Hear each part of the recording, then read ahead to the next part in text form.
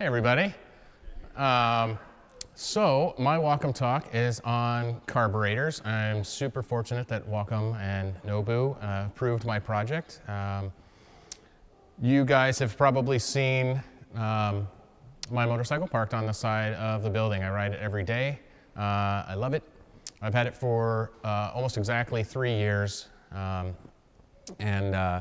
Before that, it was in my cousin's collection in Sturgis, South Dakota.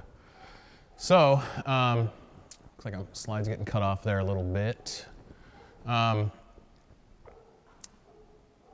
So, if I could do one thing differently about high school, I would go back and take auto shop. I never had any mechanical auto shop type of experience. I didn't work on anything in the garage with my dad or anything like that. I did wood shop, I did other things, but never mechanical. And then to get a 38-year-old motorcycle, you gotta know a little bit of mechanical stuff. So I started by changing the oil filter. It gave me a little more confidence to check some other things out. That gave me confidence to change the oil on my boat. And I changed the alternator on my Ford Expedition. So getting a motorcycle and starting to tinker around with it has really opened up that missing piece of high school where I didn't learn auto shop. And it's been really empowering, actually.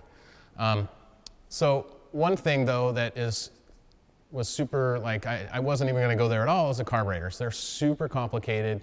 There's a ton of parts, as you'll see and I'll talk about. And I want to ride my bike every day. If I start taking the carburetors apart, I can't ride.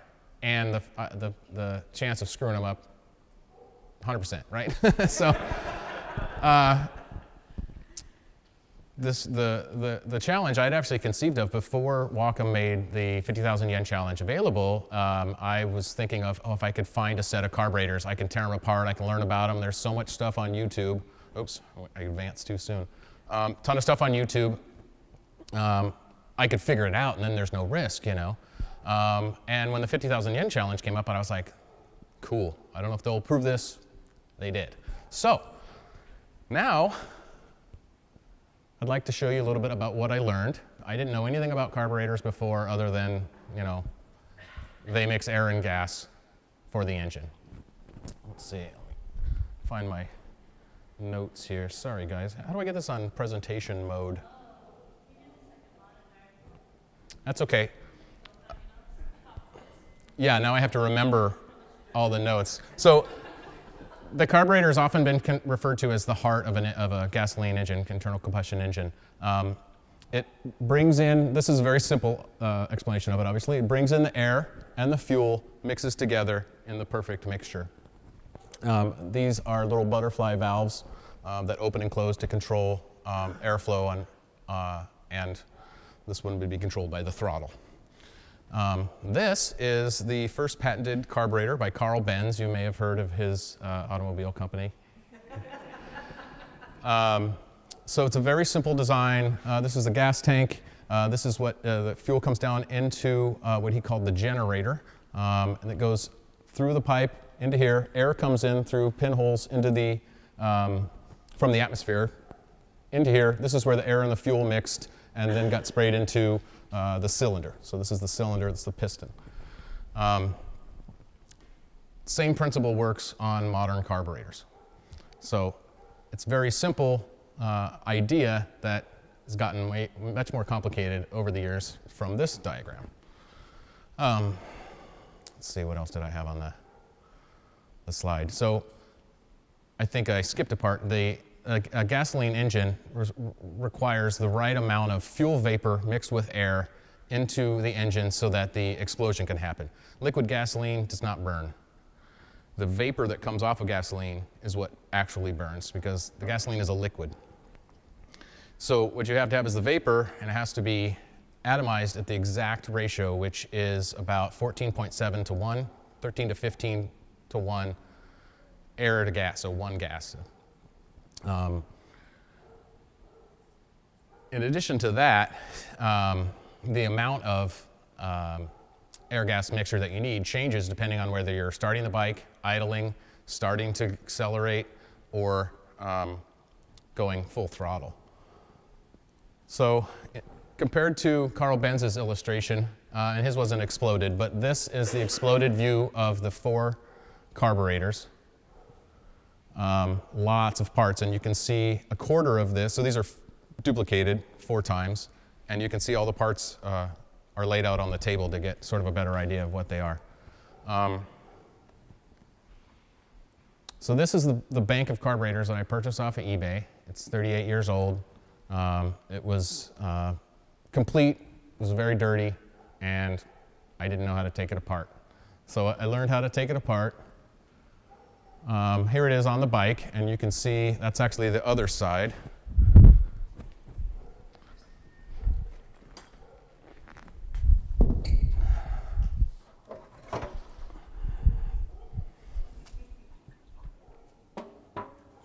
So you can see, some of you can see the bank of 4 carburetors under here.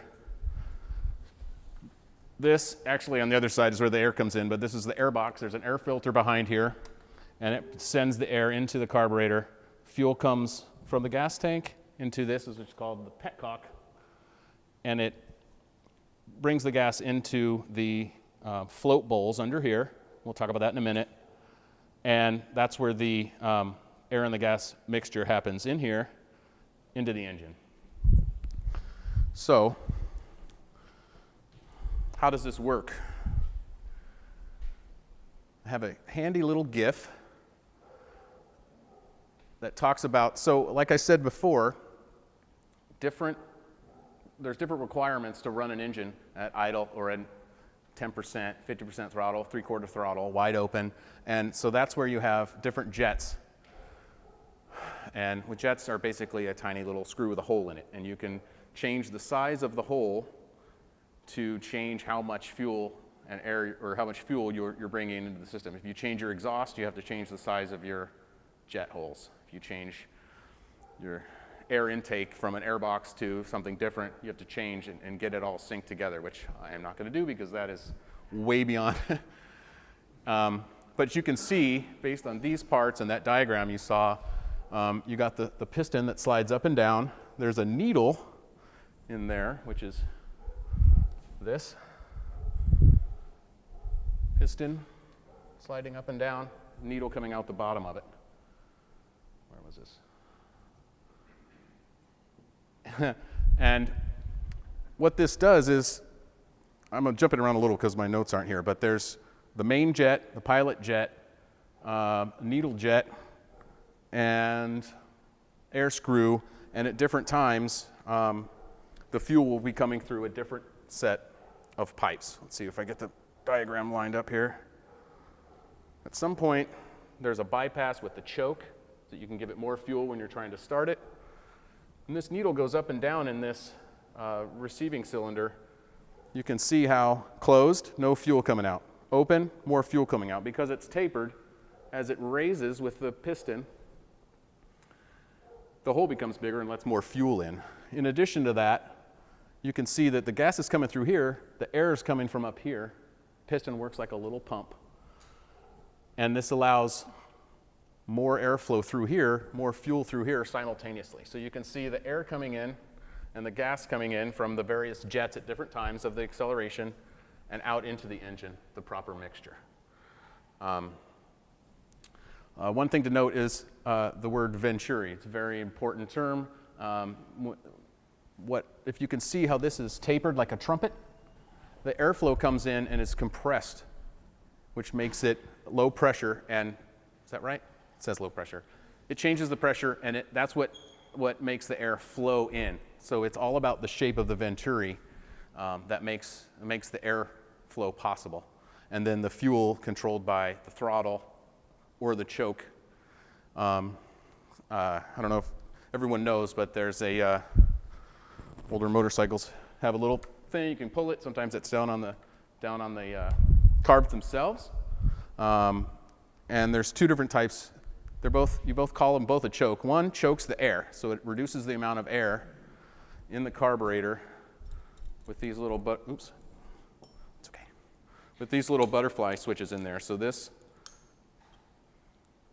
choke cable pulls that. It's half disconnected, so it's not working. And reduces the airflow, which increases the amount of gas vapor in the carburetor at the time. The other version, it still says choke on the handle, but it's not a choke. It's a, what do they call it? Instead of choking the air, it increases the fuel vapor through a bypass. I don't think it's shown on this diagram, but through a bypass that doesn't go through the main jets or the other jets. That's called an enrichener. So you can enrich in the fuel mixture, or you can choke off the air, which also enriches the fuel mixture. Okay, where's my remote? So here is the float bowl. If you look at the carburetor, it goes on the bottom here. Actually, it goes on here. And all these parts over here are inside there. So you got the jet, these are the main jet and the primary jet and the secondary jet. There's a slow jet under here that doesn't come out. It's got a little rubber plug. Then this is the float bowl. And these little tiny air-filled pieces of plastic float in the gasoline, liquid gasoline that's in here. So that it's actually gonna be like, like this. It's gonna raise and lower. And that is controlling this tiny little cone-shaped needle that seats into a hole or raises to let gas through or seats in to seal it off based on the level of fuel that's in the float bowl itself. So the seat and the needle are under here. It just raises and lowers. It's just a tiny, tiny bit.